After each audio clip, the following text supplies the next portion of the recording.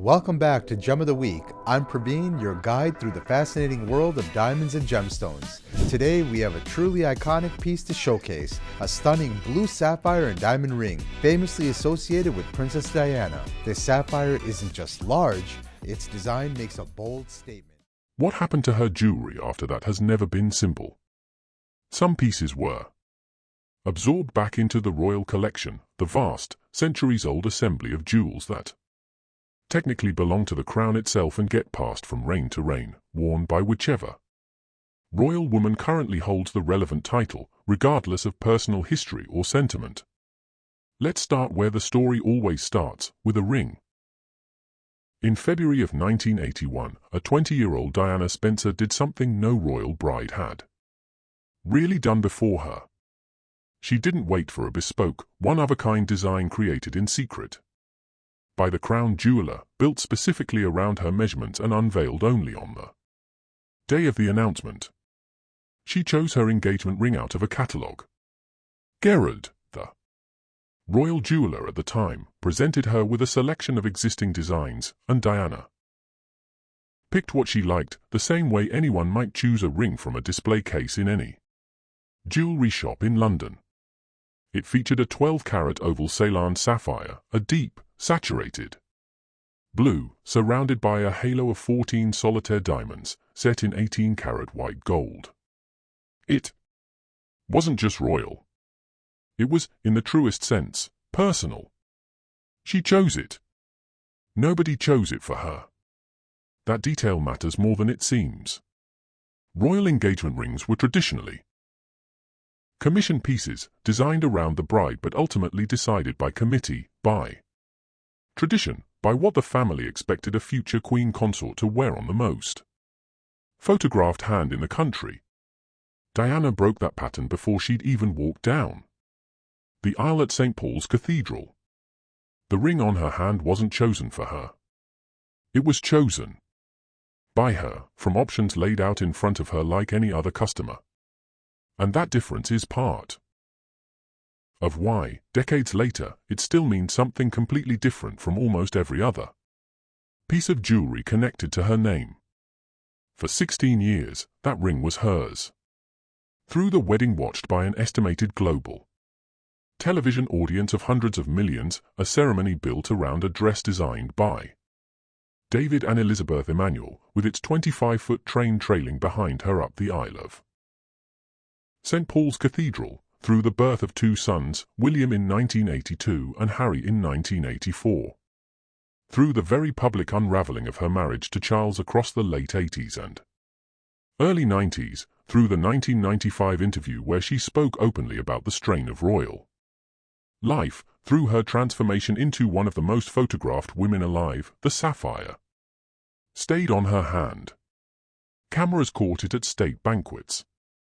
They caught it in candid, unposed moments, reaching for one of her son's hands outside a school gate, resting on the arm of a hospital bed during one of her many charitable visits. It became, without anyone planning it, that way, one of the most recognizable objects in the world, instantly identifiable even in a blurry photograph, even decades later, even to people who couldn't have told you the year she got married. And then, in August of 1997, Diana was killed in a car accident in Paris. She was 36 years old. By that point she'd already divorced Charles, in 1996, after their separation years. When I started my public life 12 years ago, I understood the media might be interested in what I did. But I was not aware of how overwhelming that attention would become. Earlier had played out almost entirely in public, covered in more newspaper column inches than perhaps any royal marriage breakdown in history. She'd spent the years after that divorce redefining what a former Princess of Wales could actually be, throwing herself into landmine clearance advocacy in Angola, sitting with AIDS patients at a moment when public fear around the disease was still widespread, using her fame deliberately, strategically, to draw cameras toward causes that badly needed the attention. The world stopped that week. In August, in a way it rarely has, before or since. And in the middle of the grief, the flowers. Piled outside Kensington Palace, the funeral watched by an estimated 2.5 billion people. There was also, quietly, the far less public question of what would actually happen to everything she'd owned. Other pieces were treated as Diana's own personal property, meaning they went to her sons, William and Harry, the way any mother's belongings would go to her children under any ordinary inheritance. The sapphire ring fell into that second category. It was hers, chosen by her, given to her, worn by her for 16 years. And so, in the aftermath of her death, it passed to her sons. Here's where it gets interesting, because the ring didn't go to William first. It went to Harry. This is the private sitting room for the Princess Royal Princess Anne. She has opened up the room and opened up her schedule to do something she rarely does, conduct an interview with us about things she doesn't often talk about. According to royal historians who've tracked the ring's journey, the engagement ring initially came into Harry's possession after Diana's death. He was the one holding what many would come to consider the single most symbolically loaded piece of jewelry in the entire modern royal family, a 12-carat sapphire that had been photographed on his mother's hand thousands of times. And for a while, that's simply where it stayed, with the younger son. Largely out of public view, tucked away from cameras and ceremony, not displayed, not discussed, just held. But something changed. William, the elder brother, the one who would one day be king, wanted the ring for a very specific reason. He was preparing to propose to Kate Middleton, the woman he'd been with, on and off, since their university years at St. Andrews, through a decade of dating, a brief and widely reported breakup, and a reconciliation that had made her one of the most speculated about women in Britain long before any engagement was official. And William didn't want to give her just any ring. He wanted to give her his mother's ring. So the brothers made a trade. Harry gave up the sapphire. In exchange, he took something else that had belonged to Diana, a gold Cartier watch, the kind of quiet, understated heirloom that wouldn't attract headlines the way a 12-carat sapphire inevitably would. It was a private arrangement between two brothers, made long before the world would ever find out about it, made without palace committees or formal ceremony or anyone else's approval. Just two sons, deciding between themselves, quietly, what to do with what was left of their mother. Neither of them could have known, at the time, just how loudly the world would eventually respond when the truth of that ring became public. Because what William was about to do with it would turn a private family decision into one of the most talked about royal moments of the 21st century, discussed and dissected in ways that a simple exchange of jewelry between two brothers was never really built to withstand. We'll get to that. But first, if you're finding this as fascinating as I am, hit subscribe, because we're only getting started, and what happens to the rest of Diana's jewelry, the pieces that didn't go to her sons, is where this story stops being sentimental and starts being genuinely controversial. Now, back to the ring. In November of 2010, the palace confirmed what royal watchers had been speculating about for years.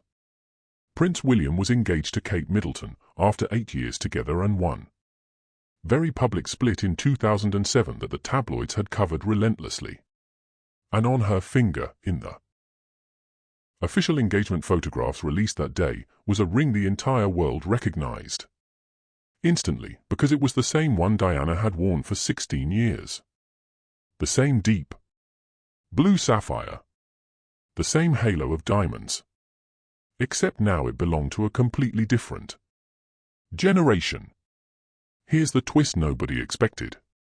The piece of Diana's jewelry the public assumes is untouchable, the one everyone believes is locked away forever, safe from Camilla, safe from Anyone who isn't blood already left royal hands completely. It's not in a vault. It's not being guarded. It's worn in public every single week by the future Queen of England. And the piece that actually did end up connected to Camilla was never Diana's personal property to begin with. Two objects. Two completely different fates. One accidental scandal. We're going to walk through exactly what happened to Diana's jewelry after she died, who really has each piece. If we all play our part in making our children feel valued, the result will be tremendous. And why the internet spent years being furious about the wrong one. This isn't a story about theft.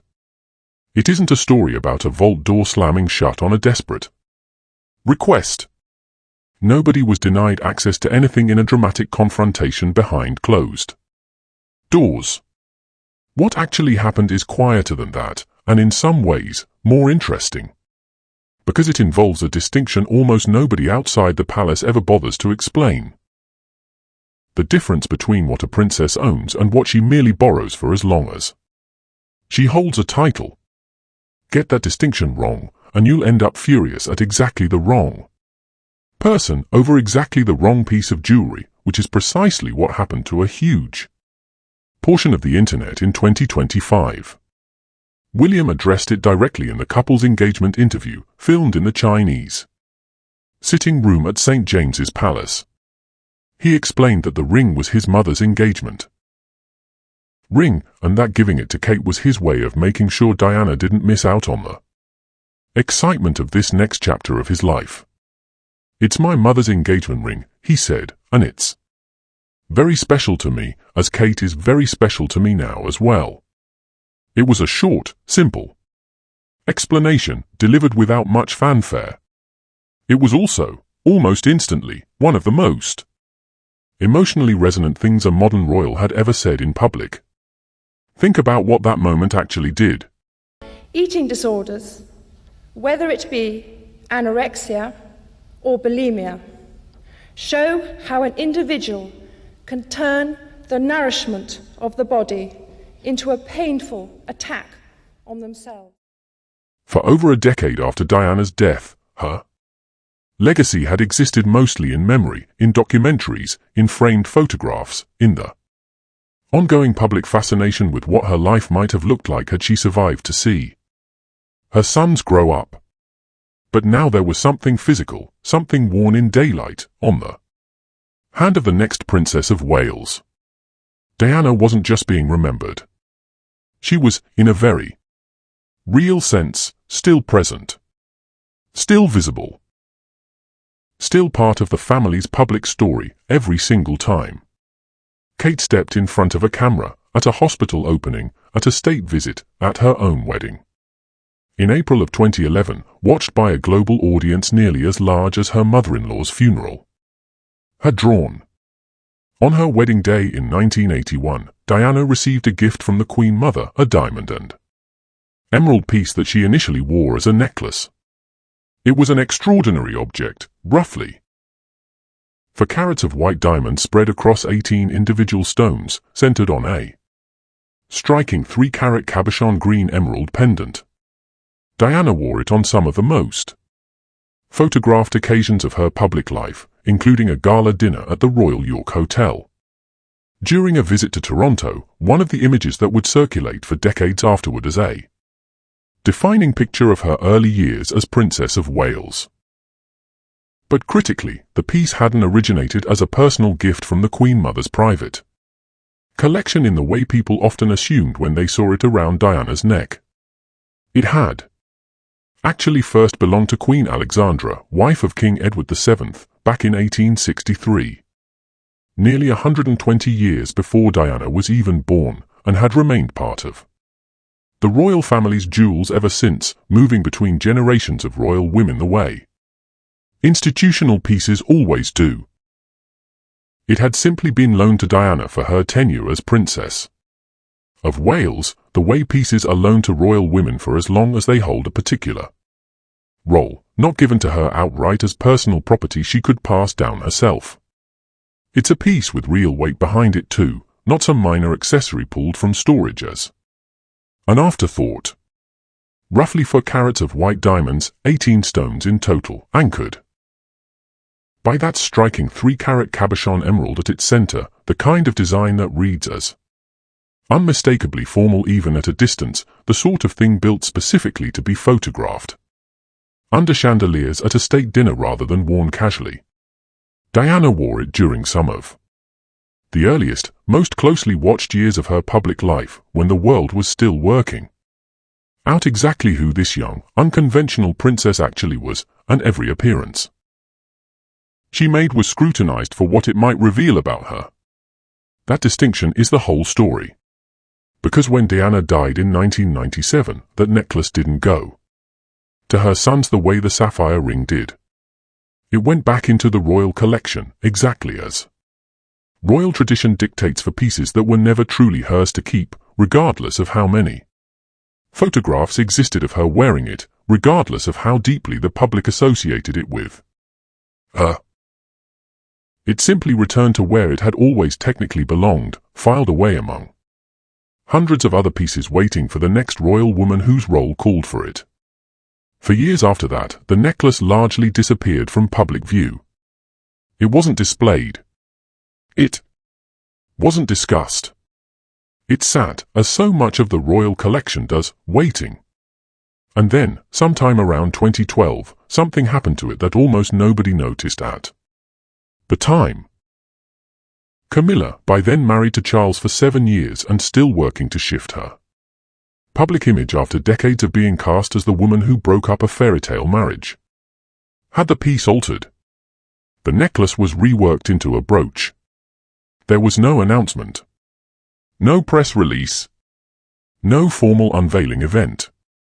It was the kind of quiet, practical decision palace jewelry undergoes constantly. Pieces get resized, restrung, reset into different forms depending on who's wearing them and for what occasion, the same way a tiara might be reset or a bracelet shortened to fit a new wrist. On paper, it was nothing unusual. Royal jewelry gets modified across generations all the time, and nobody thinks twice when it happens. But this wasn't just any piece. This was something the public still associated, deeply and specifically, with Diana, decades after her death. And the moment that connection became widely known, years later, the quiet alteration stopped looking routine and started looking, to a lot of people, like something else entirely. Here's why this detail took over a decade to actually register with the public. Camilla didn't debut the reworked brooch with any kind of announcement or explanation. She simply started wearing it, occasionally, at events, the way any royal wears pieces drawn from the collection. She was photographed in it at the premiere of a film in London's Leicester Square. In 2006, a relatively low-profile appearance that drew little scrutiny at the time. She wore it again at the Cheltenham Festival horse races in 2012, one of the social calendar's more casual, less formally covered events. And most notably, she wore it in 2019, at a reception hosted by Queen Elizabeth II, marking 50 years since Charles had become Prince of Wales, a genuinely significant royal anniversary, attended by extended family and covered extensively by royal photographers eager for images of the wider family together. None of these appearances, at the time, generated the kind of backlash you might expect. Royal jewelry experts and dedicated royal watchers likely recognized the piece for what it was, given how closely that community tracks provenance, but it never became a mainstream story. It sat there, hiding in plain sight, worn openly at some of the most photographed events of the decade, and the broader public simply didn't connect the dots between the brooch on Camilla's lapel and the necklace in decades-old photographs of Diana. Think about what that 2019 reception actually represented, because the setting makes the quiet visibility of the piece even stranger in hindsight. 50 years since Charles's investiture. as Prince of Wales was, by royal standards, a genuinely major milestone, the kind of anniversary that draws extended family, official photographers, and blanket coverage across every royal correspondent in the country. Cameras were everywhere that day, capturing every detail of every outfit worn by every senior royal in attendance. And in the middle of all that scrutiny, a piece with this much unspoken history sat on Camilla's lapel, photographed dozens of times, published across multiple outlets, and still, somehow, didn't register with the wider public as anything worth a second look. It took 6 more years for that same image to finally get the context it needed. That changed in 2025. That year, the full history of the piece resurfaced publicly, explained clearly for a much wider audience than the handful of royal jewelry historians who'd tracked it for years. Suddenly, millions of people who'd never paid close attention to Camilla's brooches were being shown. Side by side, the photograph of Diana wearing the necklace decades earlier and the photograph of Camilla wearing the reworked brooch now. And the reaction was immediate. And it was intense. It's worth understanding why a 14-year-old alteration suddenly became a viral story in 2025 rather than staying buried the way it had for over a decade. Royal jewelry content had, by that point, become its own dedicated corner of the internet, accounts and outlets whose entire purpose is tracking provenance, cross-referencing decades of archive photographs, and explaining the history behind individual pieces to audiences who'd never had access to that level of detail before. What had once required a genuine jewelry historian poring over auction records and royal photo archives could now be explained in a single side-by-side image, captioned and shared within minutes. The information hadn't changed. The audience's ability to access and understand it had. Royal watchers didn't hold back. On social media, one commenter wrote that she'd thought Diana's jewelry was supposed to be off-limits to Camilla, and Queen Elizabeth's jewelry too. Another simply said Camilla was still crazy for wanting to wear it at all. The phrase "poor taste" started appearing over and over in the comments beneath the story. Someone else asked bluntly whether Camilla had any shame left. The estimated value of the reworked piece only added fuel to the anger. Jewelry experts at Stephen Stone placed its worth at around $137,000, a figure that made headlines on its own, turning what had been a quiet decade-old alteration into a story with a very specific, very shareable dollar amount attached to it. Suddenly this wasn't just an emotional grievance. It had a price tag people could repeat, screenshot, and share.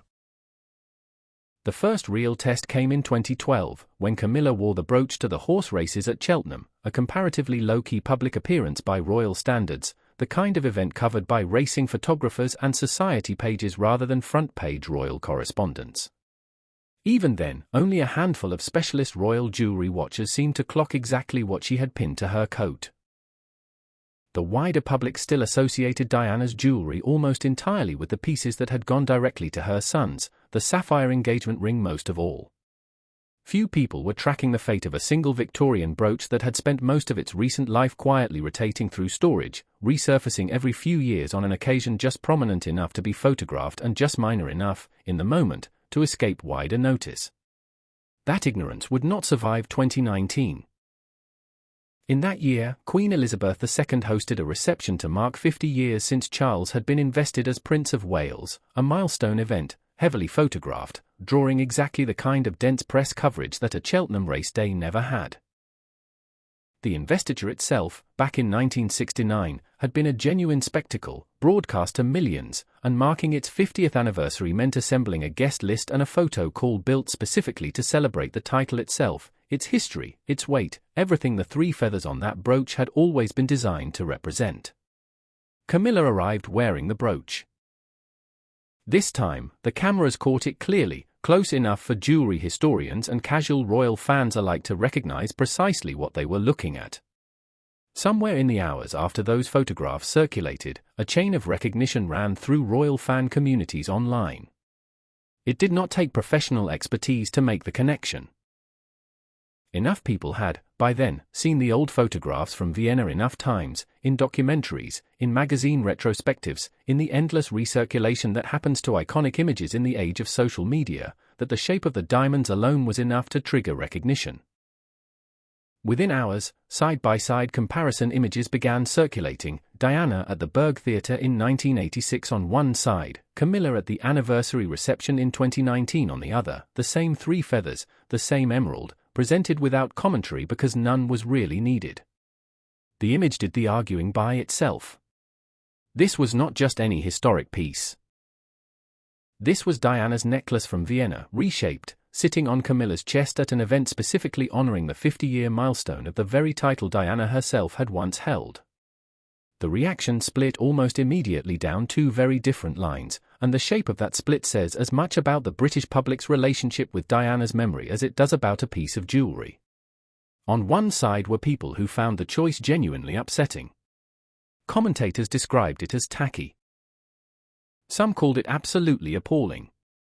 The core of their objection was not really about metal and stone at all. It was about sequence and precedent. If a piece had once belonged to Diana, the argument went, it should have gone to her sons, William or Harry, to keep or to give to their own wives, the way the Sapphire ring eventually did. For the piece to instead land on the woman whose relationship with their father had shattered their parents' marriage felt, to a meaningful portion of the public, like watching someone move into a house before the previous occupant had even finished moving out.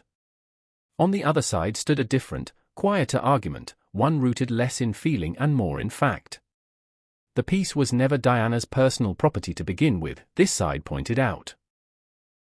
It belonged to the Crown Estate, to the Royal Collection, the same institutional category that governs tiaras and orders and ceremonial regalia that have circulated through generations of royal women who never personally purchased or were personally gifted the pieces they wore.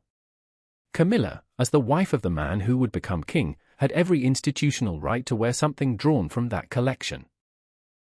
Denying her that right on emotional grounds alone, this argument held, would set an uncomfortable precedent of its own, treating jewelry as though it carried a kind of ownership that the law and royal tradition had never actually granted it. Neither side was factually wrong. That is precisely what made the argument impossible to resolve, and precisely why it kept resurfacing years after the story should, by any normal news cycle logic, have died. Royal correspondents who covered the event described the choice as a genuine faux pas in the making, one outlet framing the moment as jarring specifically because of how directly it collided with an occasion built to honor the very title Diana had once carried more visibly than almost any royal woman before her. Others pushed back just as firmly, arguing that treating a crown-owned brooch as though it were somehow contaminated by its previous wearer set a precedent that made no practical sense for an institution that had been recycling jewelry between royal women for 400 years without anyone objecting when the previous wearer in question was a queen mother or a long-dead duchess rather than someone the public still actively grieved. What both camps tended to agree on, even when they disagreed about the conclusion, was that the discomfort was real and that no amount of technical correctness on either side was going to dissolve it. That is the nature of an argument rooted in feeling rather than fact. You can win the legal point and still lose the room. The Prince of Wales' feathers brooch was simultaneously, and without contradiction, crown property that Camilla had every right to wear, and a physical object with a documented, photographed, emotionally loaded history tied to a woman the public had never stopped mourning. Both of those things were true at once, and no press statement, no palace clarification, no jewelry appraisal was ever going to make one of those truths cancel out the other. To understand why this particular disagreement carried the weight it did, it helps to remember exactly what Camilla had spent decades trying to overcome. When the affair between her and Charles first became public knowledge, during Diana's lifetime, Camilla was cast almost instantly as the villain of one of the most watched marriages in modern history. Diana herself spoke about the pain of that affair on television, in an interview watched by tens of millions of people, and in the years that followed, Camilla was treated, fairly or not, as something close to public enemy number one. It is worth remembering just how deeply jewelry had already been woven into the emotional record of that rivalry, long before anyone was arguing about a brooch. In June of 1994, on the same night Charles publicly confirmed his affair with Camilla in a televised interview, Diana attended a gala at the Serpentine Gallery wearing a striking black off-the-shoulder dress that would later become known simply as the Revenge dress, and around her neck that night she wore a 7-strand pearl and sapphire choker, one of the rare substantial jewels from her marriage that she continued wearing even after everything fell apart. That choker eventually passed to her sons and has not been seen in public since a Met Gala appearance in 1996, its current whereabouts known only within the family. The point is not the choker itself, but the pattern it establishes. Long before Camilla ever pinned on a redesigned brooch, jewelry had already become one of the primary languages through which Diana expressed exactly what words could not fully capture: defiance, dignity, and grief, worn quite literally on her body in front of the cameras that never stopped following her. Given that history, it is perhaps unsurprising that the public reacted so strongly, decades later, to seeing anything resembling that visual language transferred onto the woman at the center of the affair that made the revenge dress necessary in the first place. After Diana's death, that hostility did not fade. If anything, it hardened, because grief tends to calcify blame rather than dissolve it. It took the better part of 2 decades of careful, deliberate, low-drama public appearances for British public opinion to soften toward Camilla at all, and even by 2019, that softening was fragile, conditional, and easily disrupted by a single photograph that seemed to place her too close, too literally, to the woman she had once helped push out of a marriage. When Charles and Camilla finally married in April of 2005, the wedding itself was a study in deliberate restraint, a civil ceremony rather than a grand cathedral event, no live global broadcast on the scale of Charles and Diana's own wedding 24 years earlier, no wedding dress designed to dominate front pages the way Diana's had. Every choice that day seemed calibrated to avoid inviting comparison, and for years afterward, Camilla largely continued in that mode, choosing engagements and appearances that kept her visible without ever placing her in direct visual competition with Diana's memory. That discipline is part of why the 2019 photograph landed as hard as it did. After more than a decade of carefully avoided comparisons, here, finally, was a direct one, impossible to look away from, precisely because it had been so consistently avoided until that point. That is the emotional terrain the brooch controversy landed on. It was never really an argument about a piece of jewelry's monetary value or its technical ownership status. It was an argument about whether Camilla, whatever her legal rights, had earned the standing to wear something the public still associated, viscerally and immediately, with Diana. And because that question has no legal answer, only a shifting, generational, endlessly renegotiated emotional one, the controversy never actually closed. It simply went quiet again, the way these things do, until the next photograph reopened it. That next photograph arrived 3 years later, in 2022, and this time it did not even feature Camilla at all. The occasion was a state visit, South African President Cyril Ramaphosa arriving in London for an official reception, the kind of formal diplomatic event where royal fashion choices are scrutinized down to the stitching, every seam and accessory dissected within hours by fashion writers who make a career out of exactly this kind of moment. Kate Middleton, by then the Princess of Wales, greeted the president outside his hotel on a November morning wearing a custom plum-colored coat dress from designer Emilia Wickstead, and pinned to it, catching the morning light exactly the way it had caught stage light in Vienna 36 years earlier, was the same brooch, the 3 diamond feathers, the emerald drop, unmistakable to anyone who had followed the story since 2019. Royal jewelry specialists who track these appearances for a living recognized it within minutes of the first photographs appearing online. One expert who runs a well-known royal jewelry commentary account noted the brooch's full lineage back to 1863 and its original gift to Alexander of Denmark, walking followers through the same history that had made the piece so loaded 3 years earlier on Camilla. Later that same day, Kate appeared again at a state banquet, this time wearing the Queen Mary Lover's Knot tiara alongside a set of pearl and diamond earrings drawn from Diana's collection, a combination that meant, within the space of a single 24-hour visit, Kate had worn no fewer than 3 separate pieces carrying direct or indirect ties to her late mother-in-law. That density of choices did not appear to be accidental. By 2022, Kate had spent more than a decade demonstrating a consistent, deliberate pattern of reaching for jewelry with historical resonance rather than avoiding it, using state occasions specifically as opportunities to signal continuity with the family's past rather than distance from it. Just weeks earlier, at the funeral of Queen Elizabeth II in September of that year, Kate had worn jewels loaned to her directly by the late monarch, a gesture widely read as a passing of a particular kind of torch. Placed alongside that funeral appearance, the Ramaphosa state visit read to many royal watchers less like an isolated fashion choice and more like a pattern crystallizing in real time, a future queen consciously building her own public identity out of pieces that had once belonged to the two women whose legacies she now, in different ways, carried forward, Diana by marriage and grief, Elizabeth by title and duty. The Prince of Wales feathers. The cabochon emerald. The piece with a paper trail stretching back to 1863, a diamond necklace worn by Diana in 1986, a redesigned pin worn by Camilla starting sometime in the 2010s, and now, on a plum-colored coat dress outside a London hotel, worn by the woman married to Diana's own son. The reaction this time was different in tone from 2019, quieter but no less pointed, because the underlying question had shifted. It was no longer simply, should Camilla be allowed to wear this? It was now, what does it mean that this exact piece, once controversial specifically because of its distance from Diana's sons, has now traveled directly into the hands of one of their wives?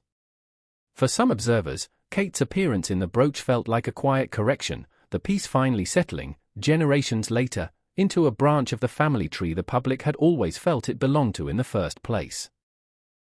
For others, the earlier controversy simply could not be undone by a change of wearer. The necklace Diana wore in Vienna no longer existed in that form regardless of who pinned the resulting brooch to their coat, and no amount of symbolic return to the correct generation would put it back together as it once was. Kate, notably, had by this point developed a consistent pattern of wearing jewelry with deep historical and emotional resonance, not shying away from pieces tied to difficult royal history but instead leaning into them, wearing borrowed jewels from the late Queen at the state funeral in September of that same year, later wearing pearl earrings that had come down through Diana's collection to William and then to her, including a public appearance marking the 80th anniversary of victory in Europe Day in the spring of 2025. Where Camilla's relationship with Diana's jewelry had always carried an undertone of trespass, Kate's carried something closer to inheritance in the fullest sense, legal and emotional at once, precisely because her connection to Diana ran through blood and marriage rather than through the more complicated, more contested route of a second wife stepping into a collection that had once belonged to the first. Nowhere is that contrast sharper than in the story of the piece the public actually thinks of first when they hear the words Diana's jewelry, the engagement ring, and its path could not have looked more different from the brooch's tangled, decades-long detour through Camilla's jewelry box. When Charles proposed to Diana in February of 1981, the ring he gave her broke with a tradition most royal engagements had followed for generations. Royal engagement rings were, almost without exception, custom-commissioned, designed specifically for the bride and never available for anyone else to purchase. Diana's ring was different. She chose it, according to the accounts of those close to the process, directly from a catalogue offered by the royal jeweller Gerard, a 12-carat oval blue Ceylon sapphire surrounded by a halo of 14 diamonds, set in 18-carat white gold, a design that traced its inspiration back to a sapphire and diamond brooch Prince Albert had given Queen Victoria in 1840, a piece Victoria reportedly wore as her own something blue on her wedding day. The fact that Diana's ring was, at the time, sitting in Gerard's existing collection and available for any customer to buy raised eyebrows in certain corners of royal circles, some of whom felt the future Princess of Wales deserved something built exclusively for her rather than a design anyone with sufficient funds could technically walk into a shop and purchase for themselves. Accounts differ on exactly why Diana chose it over a custom design. Some say the sapphire reminded her of a ring that had belonged to her own mother. Others say she was simply drawn to the scale of the stone, the largest and most striking option available to her at the time. Whatever the reason, the choice turned out to be one of the more quietly rebellious decisions of Diana's early public life, a 19-year-old choosing, in the middle of an institution built on centuries of custom design, a ring that any member of the public with the means could theoretically have walked into the same shop and bought. It was, in hindsight, a small early signal of the way she would eventually relate to royal tradition throughout her life, respectful of it, fluent in it, but never entirely willing to be contained by it. Diana wore the ring for the rest of her life, including through the years after her divorce from Charles in 1996, when many of her other jewels had already been returned or reallocated. It was, unambiguously, hers, and when she died the following year, the question of where it should go was never legally complicated the way the brooch's fate would eventually become. It passed initially to Prince Harry. At some point afterward, William, wanting the ring specifically to give to Kate, arranged a swap with his brother, trading another of their mother's pieces, a gold Cartier watch, so that Harry would still hold something of hers while William carried forward the ring itself. In November of 2010, William proposed to Kate Middleton during a private holiday in Kenya, with that sapphire on her finger, and in the interview that followed their engagement announcement, broadcast to a British public that had been waiting for this moment for years, he explained, in his own words, that giving her his mother's ring was his way of making sure she was not left out of the moment, of ensuring some piece of her presence carried into the day and into the marriage that followed. The line was simple, unscripted, and it landed exactly the way sincere things tend to land, without needing amplification. Newspapers ran it as the defining quote of the entire engagement announcement, and it has been repeated in nearly every retrospective written about the ring since. Kate has worn the ring publicly, consistently, without controversy, for well over a decade since. No redesigns. No reshaping. No debate about whether she had the right to wear it. The ring simply moved, in the most literal and least contested sense possible, from mother to son to the woman he chose to marry, and perhaps just as important, William made the connection explicit himself, in his own words, on camera, rather than leaving the public to infer meaning from a photograph the way they had to with the brooch. That single difference, a son publicly naming and claiming the emotional weight of what he was doing, rather than an institution quietly redistributing an heirloom without comment, may be the single clearest explanation for why one piece of Diana's jewelry became a beloved symbol of continuity and the other became a recurring flashpoint. Meaning, it turns out, is rarely just about who ends up wearing something. It is about whether anyone bothers to say out loud what that choice is supposed to represent. Set beside each other, these two pieces tell almost opposite stories about what it means to inherit something from a woman as scrutinized and beloved as Diana. The sapphire moved along the exact emotional line the public expected jewelry like this to travel, mother to son to daughter-in-law, direct and uncomplicated, and it was received, accordingly, as an act of love rather than an act of appropriation.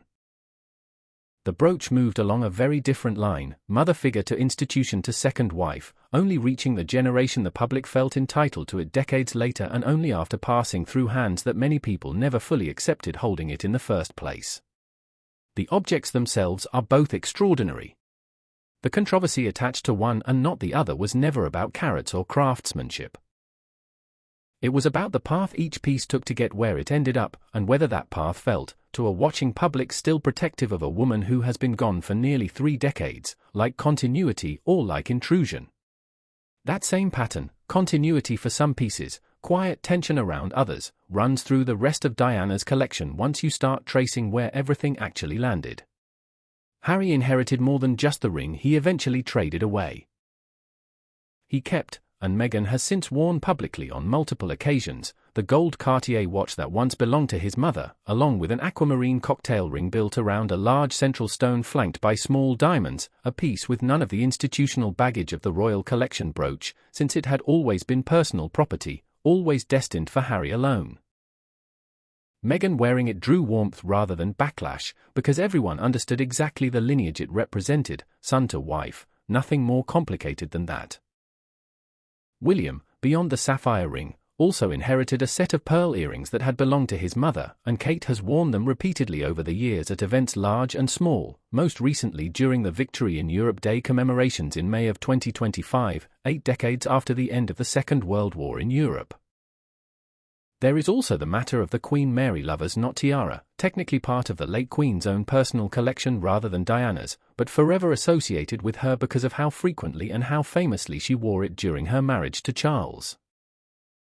The tiara itself dates back even further than the brooch, commissioned originally for Queen Mary in the early 20th century, its arches of pearl drops beneath a diamond lattice becoming, through Diana's repeated wearing of it at state banquets and galas throughout the 1980s, one of the single most recognizable pieces of jewelry associated with her entire public life. After the divorce, the tiara returned to the late Queen, as royal protocol required, and it disappeared from public view for years before eventually resurfacing on Kate, who first wore it in 2015.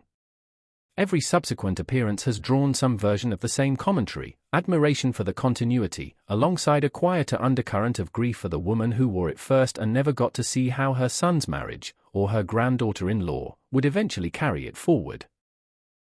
Meghan's relationship with Diana's collection followed its own quieter trajectory, largely free of the controversy that trailed Camilla, precisely because every piece she wore traced back directly and uncomplicatedly to Harry. Beyond the Cartier watch and the aquamarine ring, observers have pointed to design echoes in some of Meghan's own chosen jewelry, speculation, never fully confirmed by the palace, that her engagement ring incorporated diamonds sourced from a piece in Diana's own collection, a detail that, true or not, speaks to just how much cultural weight the public has come to place on any object that might carry even a fragment of Diana's story forward into the next generation. And then there is the Spencer tiara, the piece that belongs to none of this institutional back and forth at all, because it was never crown property to begin with. Diana wore it on her wedding day in 1981, a piece that had passed down through her own family rather than through the royal collection, and because it belongs to the Spencers rather than the crown, it has never once been available for Camilla, or for anyone married into the Windsor side of the family, to wear. Kate borrowed a different Spencer family tiara for her own wedding in 2011, an unusual and warmly received gesture that required the Spencer family's direct permission rather than any palace approval, a reminder that not every piece of jewelry with ties to Diana runs through the same complicated institutional machinery, and that the pieces which sit outside that machinery have, notably, never generated anything resembling the controversy that follows the ones that do. There is a reason stories like this one travel so far beyond the small circle of people who follow royal fashion professionally, and it has less to do with the jewelry itself than with what jewelry is uniquely able to do in a story. A policy dispute requires context to understand. A financial disagreement requires numbers most readers will not bother to verify. A piece of jewelry requires none of that. It requires only two photographs, placed side by side, and a working memory of who wore it first. That simplicity is precisely why these controversies resurface with such regularity and travel so quickly once they do. Nobody needs a briefing document to understand what it means when the same brooch appears on three different women across for decades. The comparison makes its own argument, instantly, in a single glance, which is exactly the kind of story that spreads fastest and lingers longest in public memory, long after more complicated royal controversies involving finances or protocol have been forgotten entirely. It also helps that jewelry occupies a strange emotional category most other royal possessions do not. A house can be sold. A title can be reassigned. But a piece of jewelry that has touched a specific person's skin, that has been photographed against a specific person's collarbone at a specific, documented moment in time, carries a kind of residue that outlives its owner in a way few other objects do. People do not generally feel possessive about which royal lives in which historic building. They do feel possessive, it turns out, about which royal wears which necklace, because the necklace, unlike the building, still looks like it remembers the person who wore it best. Royal jewelry historians who study this pattern closely tend to describe what has happened to Diana's collection not as a single controversy but as an ongoing, decades-long negotiation, one that never really concludes because the institution managing these pieces, the royal collection, the crown estate, the palace itself, was never designed to account for public grief. It was designed to preserve objects across centuries, to move them efficiently from one generation of royal women to the next according to title and duty rather than according to sentiment. Diana disrupted that system simply by being loved in a way few royal women before her ever were, loved specifically and personally, not just as an office holder but as a person the public felt they knew. When pieces tied to her moved in ways that honored that personal connection, as the sapphire ring did, the public barely blinked. When pieces moved according to the older, colder logic of institutional ownership instead, as the brooch did, the public noticed every single time, and reacted every single time, no matter how many years had passed since Diana's death. What makes this particular pattern worth telling in full, rather than treating as a string of disconnected tabloid moments spread across 2 decades, is what it reveals about the actual mechanics of royal memory. There was no single decision, no single villain, no single dramatic confrontation behind closed doors that determined how Diana's legacy would be distributed.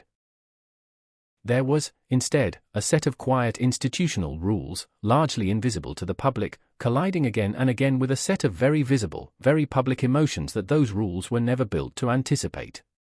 Every time a piece of jewelry crossed from one woman to another inside that family, it became, whether anyone intended it to or not, a referendum on who gets to be remembered as Diana's true inheritor, her sons and their wives, or the woman who married the man Diana once loved. That referendum has never formally closed, and it likely never will, because the collection itself keeps circulating. Pieces move for state visits, for anniversaries, for weddings and funerals and the ordinary calendar of royal life, and every single time one of them reappears on a new set of shoulders or a new lapel, some portion of the public will do exactly what they did in 2019 and again in 2022, they will look closely. They will recognize the shape of something they have seen before in an old photograph of a woman who has been gone for most of their lives, and they will ask, quietly or loudly, whether the person wearing it now has actually earned the right to carry that memory forward. Camilla's formal coronation as Queen alongside Charles took place in May of 2023, a milestone that, on paper, should have settled any lingering ambiguity about her right to access the fullest depth of the royal collection. In practice, it simply raised the stakes of every future jewelry choice rather than lowering them. A queen has more occasions to appear at, more state functions requiring formal jewelry, more opportunities for the collection's full breadth to circulate past the cameras. If anything, the coronation guaranteed that stories like the brooch controversy will keep finding new material to work with for as long as Camilla continues to appear in public wearing pieces drawn from a collection that still, to a very large and very online segment of the public, feels inseparable from the woman who wore it first. For Camilla, now Queen, that question has followed her for nearly 2 decades and shows no sign of fully resting, even as the British public's broader acceptance of her has grown steadier with each passing year. For Kate, the same jewelry that once caused controversy on Camilla's coat has landed, so far, as something closer to a graceful continuation of a story the public always wanted to see completed, mother's legacy flowing forward not through the woman who complicated her marriage but through the family Diana actually built. And for William and Harry, the brothers who once stood at their mother's funeral as teenagers, unable to control what would eventually happen to the objects she left behind, the slow, quiet redistribution of those pieces over the following decades has become one more chapter in the far longer story of 2 sons trying, in their very different ways, to decide what keeping their mother's memory alive actually looks like, 3 decades on, in a family whose rules for handling grief were never quite built for a woman the whole world refused to stop loving.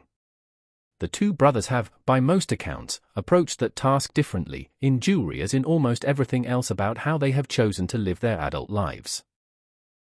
William has largely stayed within the traditional structure, keeping the pieces he inherited close to the institution itself, passing the sapphire ring to Kate in a gesture that doubled as both a private tribute and a very public, very institutional act, a future king's wife wearing a ring tied directly to the line of succession.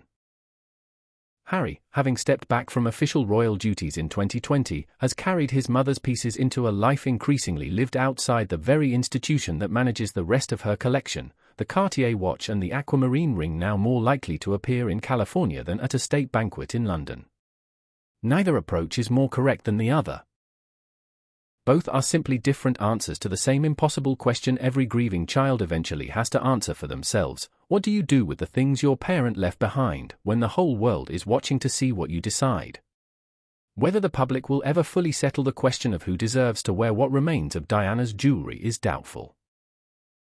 What seems far more certain, given nearly 30 years of evidence, is that every time one of those pieces reappears, somewhere, in a new photograph, on a new occasion, the argument will start again, exactly as it always has, because for millions of people who never met her, Diana's jewelry stopped being simply jewelry a very long time ago. It became a way of asking, again and again, who gets to carry someone's memory, and what that memory is actually owed.